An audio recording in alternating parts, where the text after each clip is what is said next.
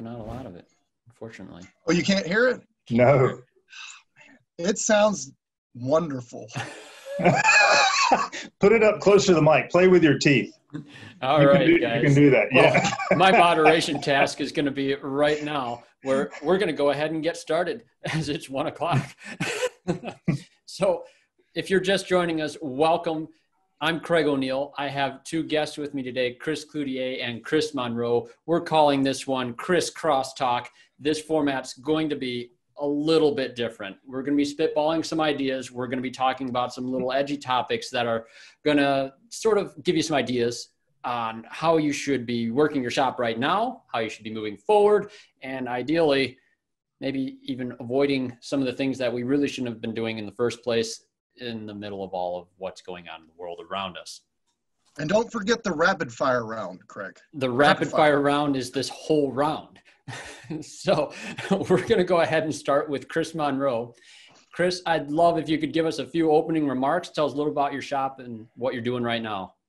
Absolutely. Craig, Chris, thank you both for having me on today with the spitballing contest that we're going to have today. We've had some fun in the opening rounds.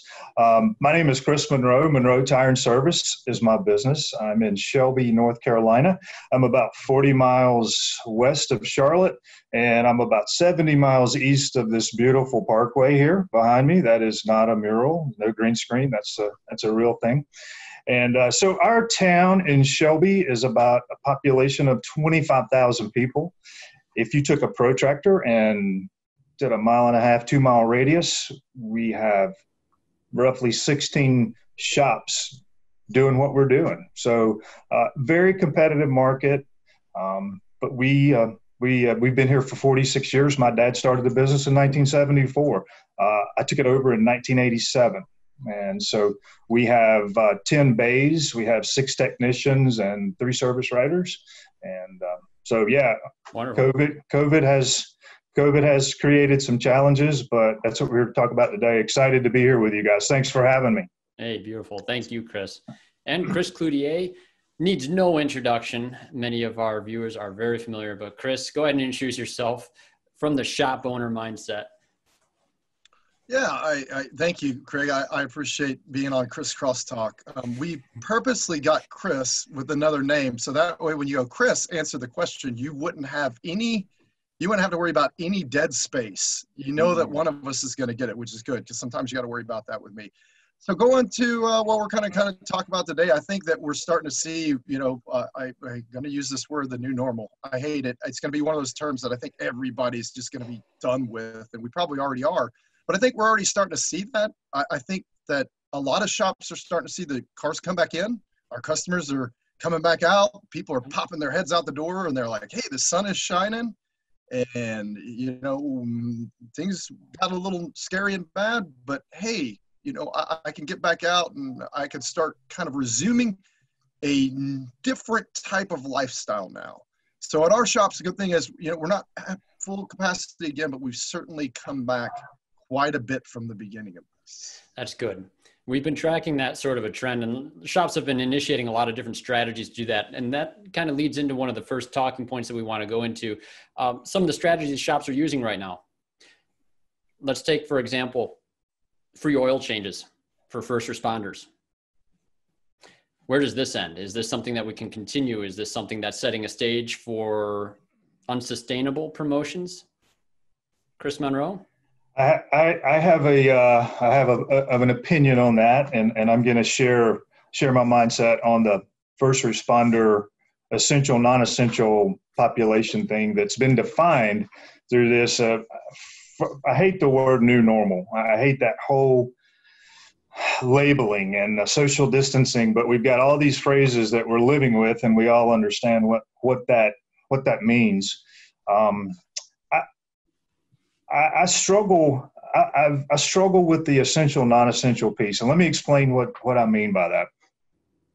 I think every single person on this planet is essential. You're essential to somebody, to something. And I mean no disrespect to our first responders and to our healthcare professionals. That's not at all what I'm saying.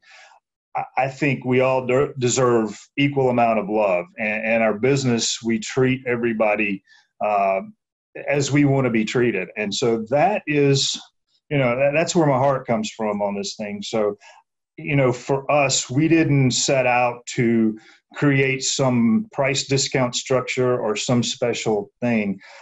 For a lot of guys, for a lot of people, pickups, deliveries are a new thing. It's a COVID thing.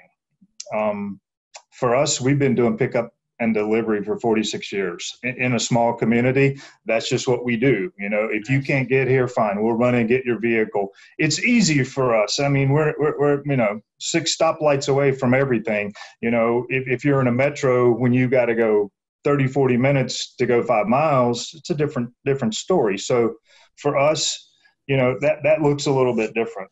But our plan has been from the beginning to just love everybody and take care of everybody. So I'm gonna part the waters on that. I'll shut up and let CC respond to his thoughts on that. But initially we thought, oh man, we got to get on the. Wait a minute. Everybody's doing this thing. Yeah. I think that a lot of people. I know some of the first guys who did that, who were going to take care of first responders. They're right by a hospital, and they're like, "Hey, I'm going to do something nice." And I thought, that's a really good idea. And I'm not discounting the idea at all. I think any marketing idea and every marketing idea is a good marketing idea until it's a bad marketing idea. But then what we saw was everybody jumped on board, right? And I always question the why, right? I love the book, Start With Why. Simon. Yeah, he's great, right? And it's that core of who you are. Like, are you doing it because everybody else is doing it? Or are you doing it because it's part of who you are? Is it just purely a marketing ploy, or is there something, more genuine behind it? Because going back to what Chris was saying, if I'm seen as non-essential, am I going to take that as, offensive in any way? Like, okay, you're going to give them free oil change, but hey, maybe I work at the Walmart and I'm in front of people all day that may or may not have COVID, or I'm the delivery driver. That's delivering your Amazon boxes now that everybody's buying Amazon boxes, so where do you kind of draw the line? I'm okay with maybe, broad brushing it. And if you're okay with going into single out an individual, I'm okay with that too. I guess my other thought, Craig, to that is, when do you stop it also? Yeah, precisely. Like, okay, if you're taking care of the people who are taking care of us, the nurses and all that, which is noble. I'm not saying it's not noble, but their job doesn't ever become non-noble, right? They don't stop helping people from dying just because COVID goes away. People are still dying. They're still in the emergency rooms. They're still doing all this. So are you one day after COVID's gone going to say, oh, by the way, you're not going to get the discount of the free oil change anymore because, well, you're still saving people's lives, but it's not COVID-19 related. So, so the whole thing is just for people to think about what they're doing and how long this effect is and what could potentially, manifest into. Yeah, and things are warming up now too, and it's starting to. Everyone's ready to be done with the current environment. It sort of struck me too during all this. You had shops that are saying, "We're open, we're essential workers," and that was being projected as a marketing piece there too. And who's that going towards, right? Mm-hmm. What if you're that non-essential? Have you guys ran in anything with that? Yeah, that's the thing that I think kind of bothered me a little bit from the beginning, and I never jumped into that. I have a very good friend that's a dentist, and and we're having a beer one night, and he goes, "You're essential, and I'm not." And I said, "Yeah, that's messed up."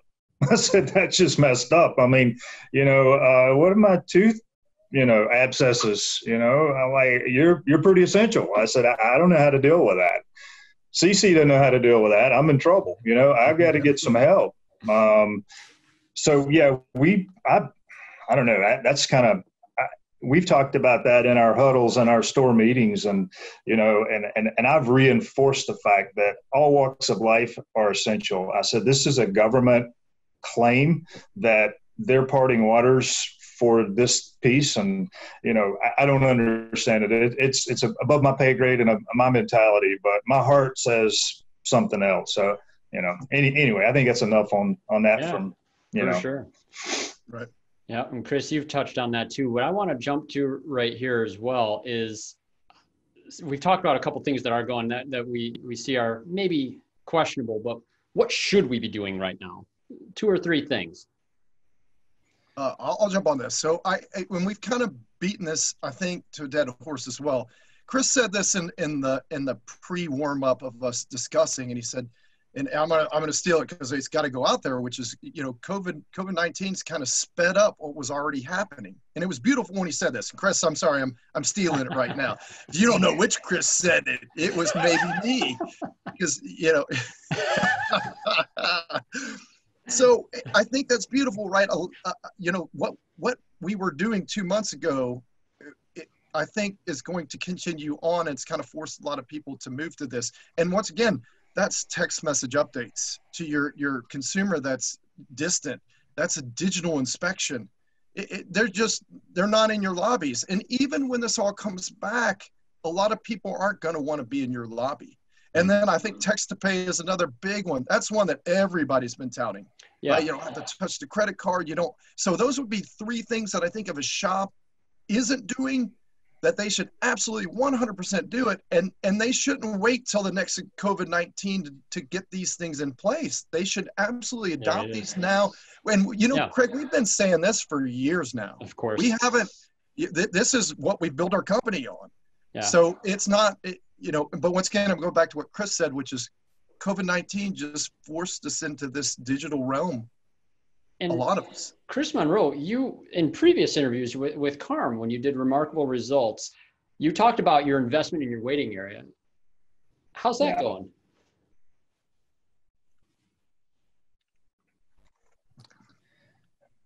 You are you hearing me okay? Now we are. I'm getting a little fade. We had a little hiccup there. Yeah, okay. So you were asking me about the waiting room, correct? Yes. And how that's, because you froze and you did something like that. You froze. It wasn't me. You froze. So anyway, we'll discuss that later. But anyway, yeah.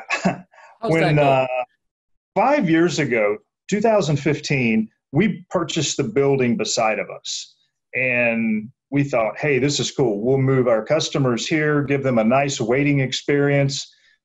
In doing that, it created a communication thing that we had to deal with. So the texting piece we've been doing for years. So kind of we've been dealing with remote communication 50 yards away. Now we're doing it 5 miles away. It kind of falls in the same thing. So texting, the digital inspections, and now this year with text to pay for us, total game changer. So yeah, when COVID came and all right, we had to close our waiting area down, and I walk in there and it's quiet and dark, and I'm looking around going, well, the payments don't stop here. I still have to make payments on this bad boy. Will anybody ever want to wait here again? And that's, who knows? The jury's still out, but we opened our waiting area back up May the 11th, and the response has been fantastic. People are thankful. We have really 6 different waiting areas, so plenty of space, plenty of social distancing, not a problem.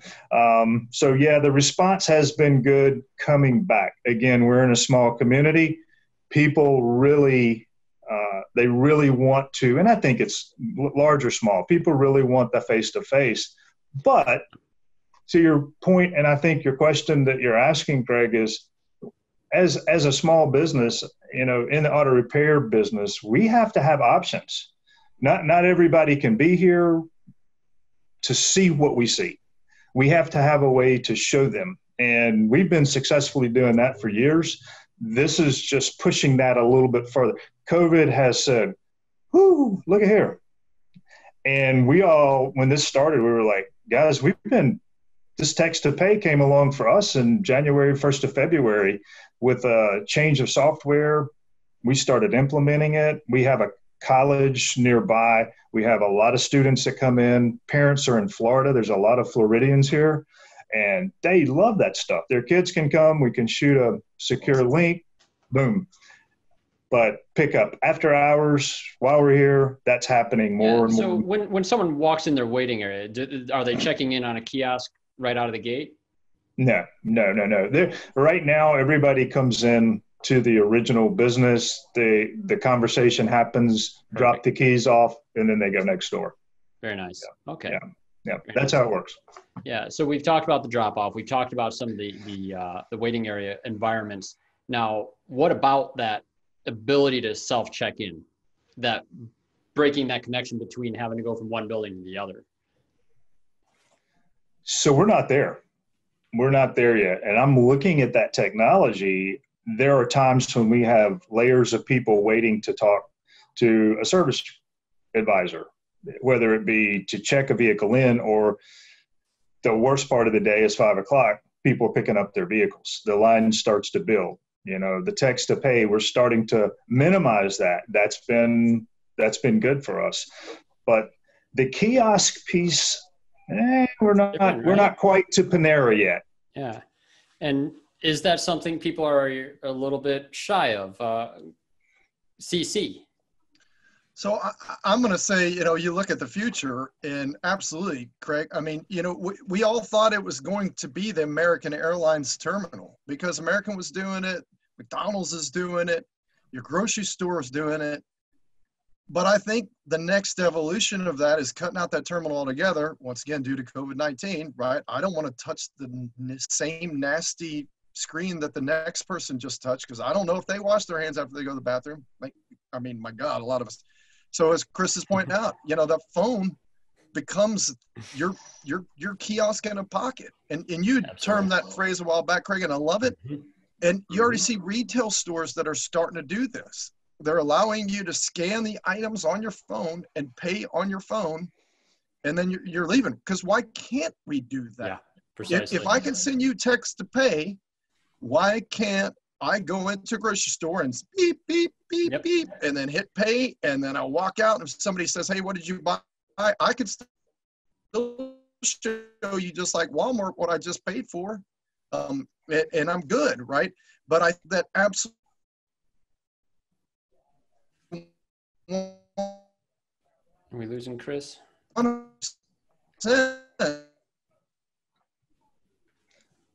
Well, we all know that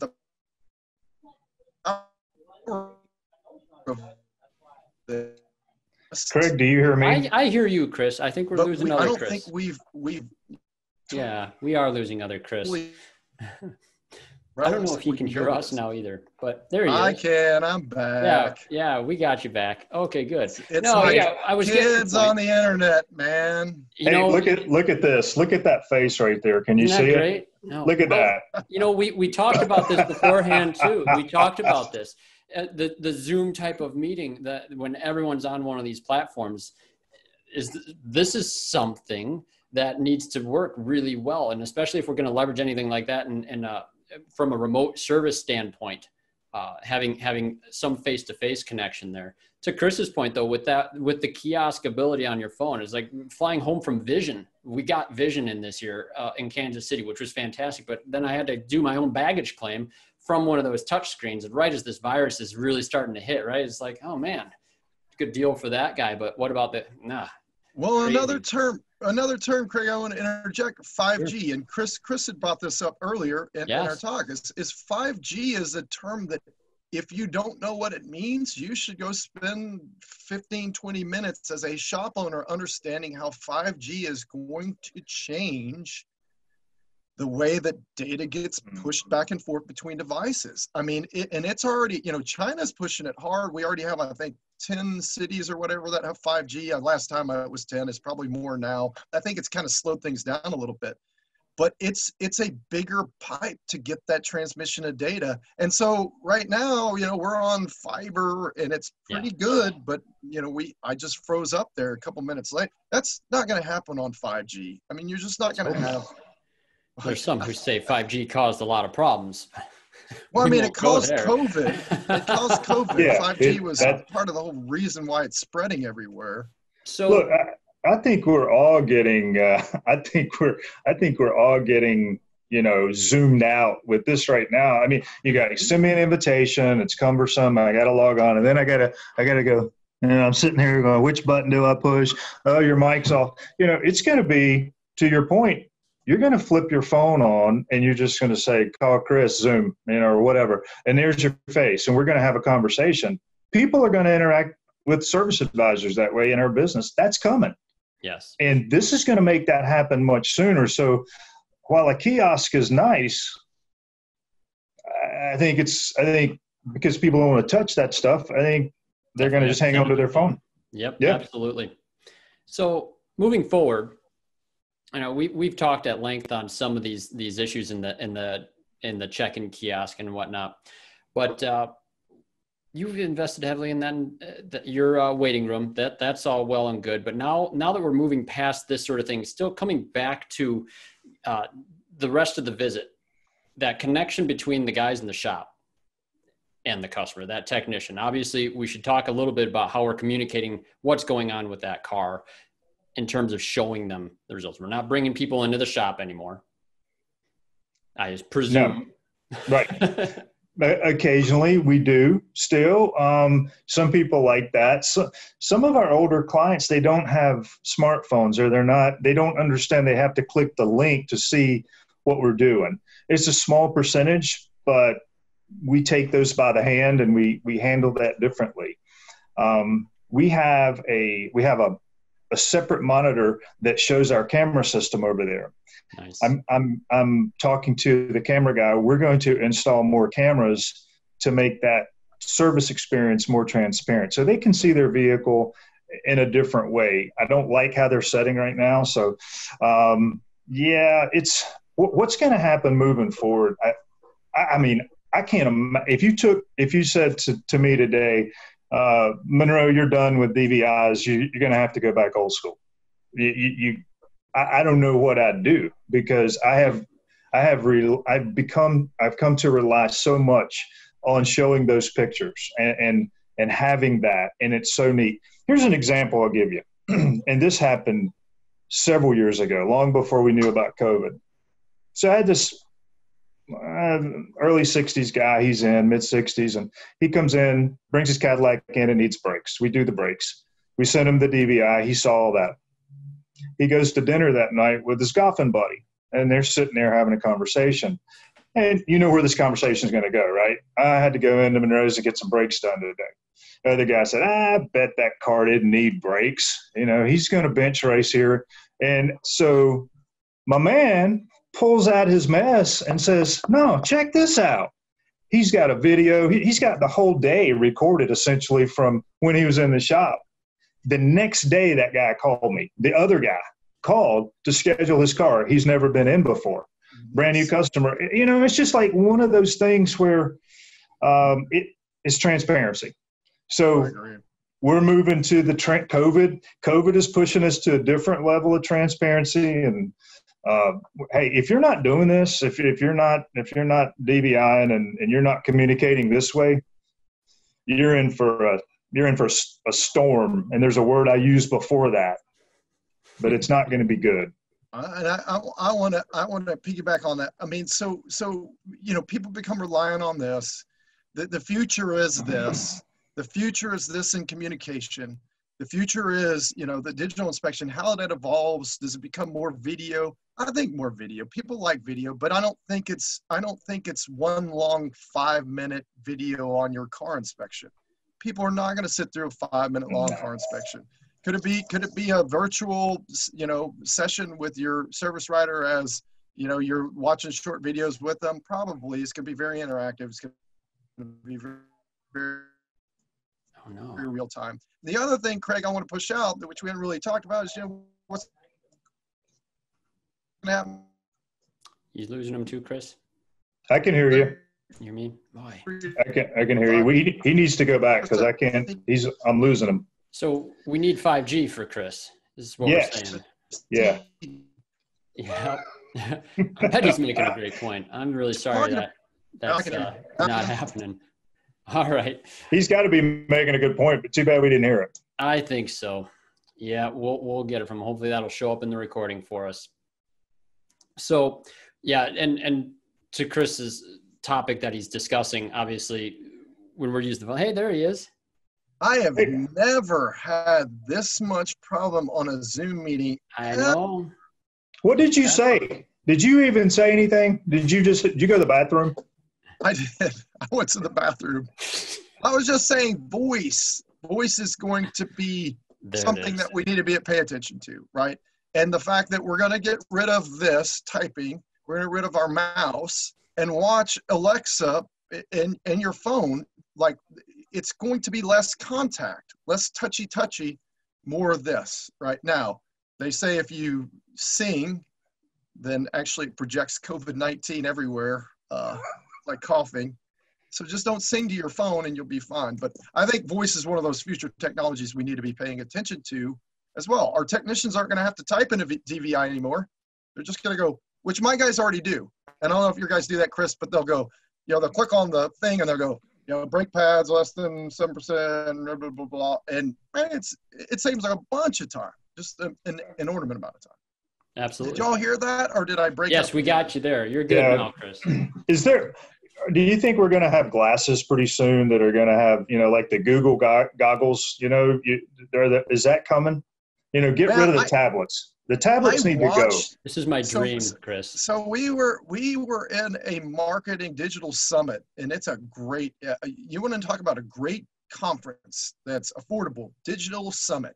Go look it up now. They did one online, and one of the last guys, he presented on Google. It was glasses, but his glasses were awesome. Like, they had the Bluetooth in them, so he'd be like, play, music, and it would, turn on the music, and then he could start projecting things. So I don't know if it's Google Glass, but I think those peripheral devices will certainly become more, updated and better. And absolutely, could it turn into that? Absolutely. I think we're going to be talking, to a 3D animated person soon enough. It's going to pop out of your phone, and you're going to be talking to, Princess Leia. And this is where it goes next, right? So once we have this sort of layer of technology, and we have to get the approvals for jobs. This is the primary function of a service advisor, is a customer service rep. They get the authorizations of the work, where they leverage the technology the most. And what's been fascinating to watch right now is, yes, this can exist completely remote, and a lot of service advisors are enjoying the fact that their lobbies are a little empty because they can focus more on what they're doing. But where's the authorization process going to start falling in with the client? How do we see the authorizations beginning to occur? I think, I don't know that, a verbal, that's a yes, type yes, a verbal, a call. Most people do it. Most people aren't getting a signature on an invoice as it is. No. It's just like, hey, I understand. This makes sense. Let's proceed. We don't get caught up in that. And it's over 350. We're supposed to have all this documentation, and it's more of a, okay, let's go with that, and that's how we do it. Well, it's Amazon world, right? So I think that's kind of where your point to is do we turn into an Amazon service? And I think a lot of shop owners, when they think about that, they go, well, hold on, I need to we're a relationship business, so I want to make sure there's some interaction with my counter people. So how far does that line go, Craig? I would rather, personally as a shop owner, and as long as probably I can until whatever device or whatever gets over to the message, unless it's my digital service advisor able to talk to the person, I still want that connectedness, because when I could tell you the importance of that thing, and you can see. There he goes. Oh no. Face. Yeah. Did y'all hear me?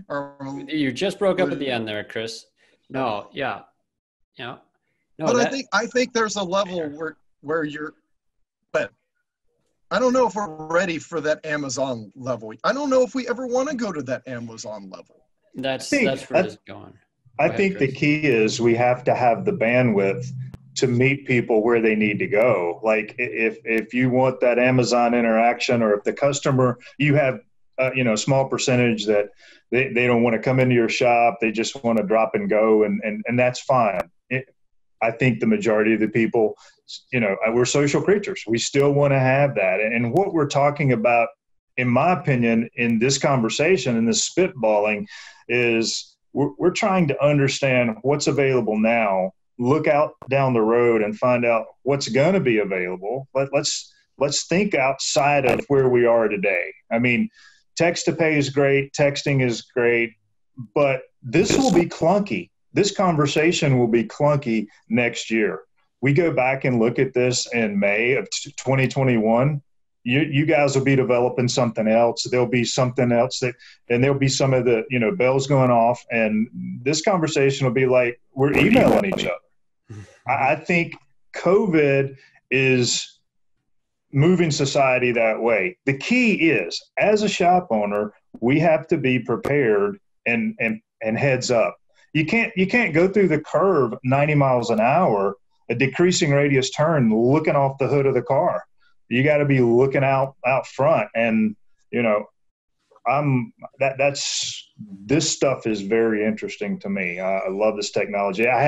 Can I share about that email I got last night about the virtual advisor? Absolutely. Or the virtual concierge thing? Oh, yeah. So a friend of mine sends me an email last night. He's a customer, friend, and he works for Sharp. And they now have just came out, like right off, hot off the presses, Concierge Service. And in their video, it's got this 50-inch screen. And so I don't even have to be there on the service counter. I could be there. You walk in front of the camera, and then I can see you. You can see me. We can have this conversation. So what's that? I think they started this with, they said a concierge in a hotel sits there about 80% of the time. 80 to 90% of the time, that person is just not doing anything. And then somebody walks up and says, hey, we want to go for a boat ride. Where can we go?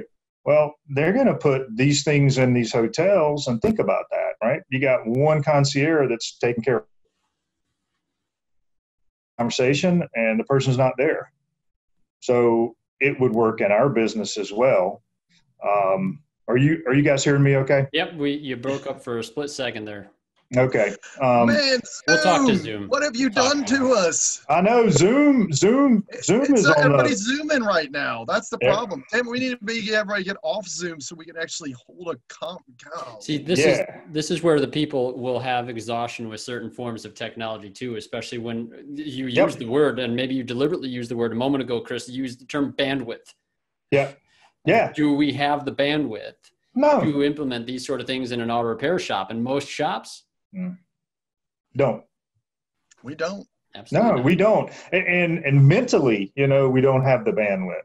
And I put myself in that category. I'm right there with everybody else, and I'm trying to learn as fast as I can. This whole process for me is exciting because, it's like when we get an odd vehicle in, you can only do so many Camry brake jobs. Every now and then when something rare, an Aston Martin from the 60s comes in and the guy says, hey, can you help me with this? Your mechanic's going, are you kidding? But the positive to that is, it's good to be challenged, and that's what we're doing. We're all being challenged right now. So, I just think we talk about this. Maybe we're saying something on this webinar that get somebody else, fires a match with somebody else, get some thinking. I don't know. Absolutely. That's the goal. That is the goal. Fantastic. So I thought the goal was to hear Chris play the guitar. Well, I thought that's what we were going to, and nothing, zero. I did. You couldn't hear. Couldn't hear it. You had it unplugged. Is that what you call CC unplugged? Is that what that is? Excellent. So we've talked about the approval process. We even talked about pickup drop-off services, getting the clients back to their car. How's that going to happen with a monitor concierge, right? How do we solve that problem? I tell you what we do. I don't want to step on CC. Go ahead. I bought and this wasn't my idea. I saw it on a forum. I bought a cell phone locker box, and I encased it. I mounted on the side of my building. It's all protected from the weather. We rotate the combinations. And so when we're finished, we do the transaction. The car's parked securely under cameras. We say, your keys will be in box 2. The combination is this. We text all that so they don't have to worry about it. And then our little promo is like, let's see, how do we say it? We say vehicle service on your schedule, not ours. Beautiful. So it shifts that. You don't have to talk to us. You don't have to come in. You can get your car and, whenever you want. You want to get it in the middle of the night, that's fine. So you really, with the text to pay and having a place to securely put the keys and that, there is no receipt anymore. Yeah, it's all electronic. Yeah. No, that takes a lot of pressure off of advisors in a lot of ways. Those are one of the biggest hassles too, is got the printed invoice, got the printed receipt, staple all that, figure out where to leave the keys, make the arrangement with the customers, where to leave it on the vehicle. And this whole process involves a lot of contact and your physical presence on the premise, right? That with everything you described, the service advisor doesn't even need to be in the shop. I just bought 2 of those boxes and getting them installed this week. My hang up with those boxes was that they weren't digital. And I refused to put analog locks on the side of my building because what I want to do is I want to programmatically just reset the lock, because I'm worried about my guys manually not resetting it then. So I can randomly reset it and then shoot out that number, and then it's stored in so anybody wants to go with $1 billion idea, I got one right now. Let's create some digital. There must be something. Yeah, Amazon has them. Amazon has them. Other companies have them. We just haven't. They just haven't gotten to us yet. But yeah, so I bit the bullet. I'm like, I'm going to get them because, Chris is absolutely right. Just why am I waiting for something? Maybe the technology I want stopped there, but I need to give the convenience to the customer now, because I think that's a beautiful convenience. It's very good. And customers really like it, and they know that their mess is secure. They don't have to worry about it. And, we have cameras on their car. We talk about that. We talk about surveillance in the parking lot. I think too, if you're going to do these things, you really need to have cameras to make them feel more comfortable in all this transact. Because what if somebody comes up with a hammer and hits the lockbox? I mean, you could open this thing up fairly easy if you wanted that M535 sitting out there or whatever. I want to see who did that if that happens. But honestly, we've had 0 problems. Nice. We change our combinations, and it's fine. Nice. Positive feedback too. That's nice to hear from the actual clients that are experiencing this sort of thing. This is where a lot of shops haven't gone. If somebody that's watching this needs the information on how to get those or a part number, I can share the link from where I ordered it. Chris, you got it as well. But that I've gotten that question a lot, and so happy to share it. Now, we've talked before about some other things. We've talked about this remote communication stuff, and there's a topic that we've all discussed a little bit related to this, and that's Toastmasters and improving our communication abilities. Remote communication, unfortunately, our Toastmasters Club is now doing remote meetings, which is really fantastic because it forces us into this medium and practicing in it to improve. Right. Chris, CC, you got to start on this one. Look, I'm a big proponent of Toastmasters, and it's funny. I actually proposed to my club, Craig, that we do one Zoom meeting a month after we go back to regular meetings because, man, you don't realize how weird it is to do Zoom meetings. Now, we do them a lot because we own a software company, and that's how we do demos and everything else. But for most other people, if Zoom becomes the new thing, it's different when you're looking at somebody's bust, their head, their hands, what it is. I mean, your backdrop is beautiful. Chris's backdrop is beautiful. Mine's horrible. I hadn't even figured out the green screen yet, but I'm okay with it because it kind of fits my personality. Look, there's my green screen right there. So yeah, I think Toastmasters in general, just for communication purposes, is great. But like you said, even Toastmasters has had to adjust to this kind of new way of doing things, which is going on Zoom. So if you're not in Toastmasters, I don't care who you are. I don't care if you're a technician who can't communicate. Go to Toastmasters. If you're a service writer and you need to improve your communication, or you already think you're great at communicating, go to Toastmasters. And for owners, my God, there's no reason why you shouldn't be in Toastmasters. It costs $60 for 6 months. Y'all have both heard me. It's just what you should do. It's just the cheapest training ever. I got to chime in. So I got into Toastmasters last fall because of CC. CC was on with Carm, and he was talking about rattling on about something, and he just went blah blah blah blah blah Toastmasters blah blah, and Carm said, "Whoa, time out! What?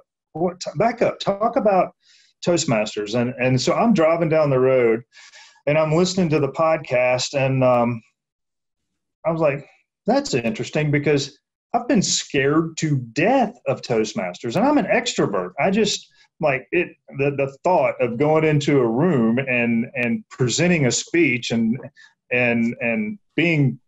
counting my buts and ands and all that. I was like, no way in hell am I going to do that. And so Chris just gives this little 2-minute blah blah blah blah, and I was like, the thing that brought me around. What was so interesting, Chris, that you said. In that description, your background was software, and engineers would come in and you couldn't put 2 sentences together. You were very, it was very difficult for you. And I was like, this is the same guy that I've watched at Ratchet and Wrench conferences and heard on different things. You present yourself so well. I mean, so well. And I'm like, if it can do that for that goofball, I mean, what the heck am I doing? So that afternoon, I got in touch with the Toastmasters Club, and I joined. And it was like, I wrote the check, and I said, I'm coming. And because of you, it really was because of you and what you got from it. And now after, we've had some interruption with COVID, been doing Zoom meetings. You're right. It's a different world, but man, I'll tell you what, if you are not doing that, this isn't an advertisement for Toastmasters, but it's an advertisement for a nonprofit organization. We can advertise for them. Yeah. It's a deal to get your head out of your butt so you can hold good meetings, so you can stand in front of people and talk to them confidently. There's no reason you shouldn't be doing that. And there's a guy in our Toastmasters that he is a technician for the city of Charlotte. He works on the buses. And he is in there, and this guy, he sounds like, he gives a speech to anybody. That's awesome. And he doesn't come that much, but when he does come, I enjoy talking to him. I really do. He can, put it together. Yeah, one of the first things our Toastmasters Club said too is everyone comes here to learn how to be a better speaker. The first thing that you're going to have to learn how to do is become a better listener. And absolutely. Absolutely. How perfect. And especially for our new normal, we'll use the word again here, listening to our clients and meeting them where they're at. And that's really the theme that's been in this whole conversation. We've discussed a lot of ideas. Which ones work, which ones don't, are going to be determined by those individuals we're serving. Yep. We should wrap this up here, and I want to make sure that anyone has an opportunity that's listening to have some questions and answers. Otherwise, I'd like to get a few closing remarks. CC, we'll start with you. I'd say, I always say this, change is uncomfortable, change now, and stay in that constant state of change. So COVID has forced change in your shop. It's forced you to adjust to a lot of things. Continue to embrace the change. Don't stop. Look for the future. Look for the things that are coming. Look for the new, even new things that are going to be, like Chris said, I loved it. In a year from now, we're going to be having a different discussion on technologies and what new technologies are in shops. So I think you just have to have that mindset to say, okay, if I'm forced to change, then let me stay in that constant state of change. What is it? I know a body in motion always stays in motion. Stay in motion. Absolutely. Don't stop, because as soon as you stop, man, then you're playing catch up, and man, it is hard to catch up. Right. It absolutely is. I second all that. That's fantastic. Your mindset as a business owner and how you see technology, whether you love it, whether you hate it, it's part of our lives. You know, you may not like wearing a shirt. You may or pants. Maybe you don't like wearing pants, but you have to put pants on every day. Can you imagine coming into your work without pants? It would be embarrassing, but technology is the same way.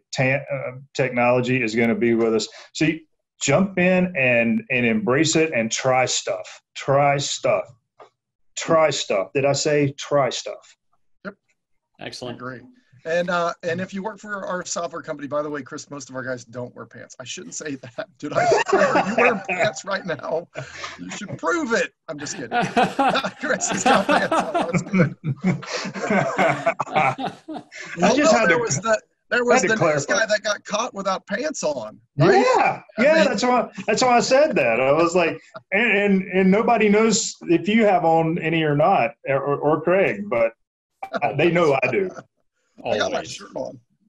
Yeah, look at that. That's fantastic, guys. No, you guys are amazing. You get your ideas. This is one of the things I miss about being out in a normal trade show environment like we would have in the seasons past. Right now, we miss out on these sort of conversations, and despite some bandwidth issues, I feel we were able to connect on that. And this is where good ideas generate. Absolutely. So thanks everyone for that. And as far as everyone listening, if there are any questions, this is your final chance for that. Otherwise, guys, that was fantastic talk. Thanks for having me on Crisscross.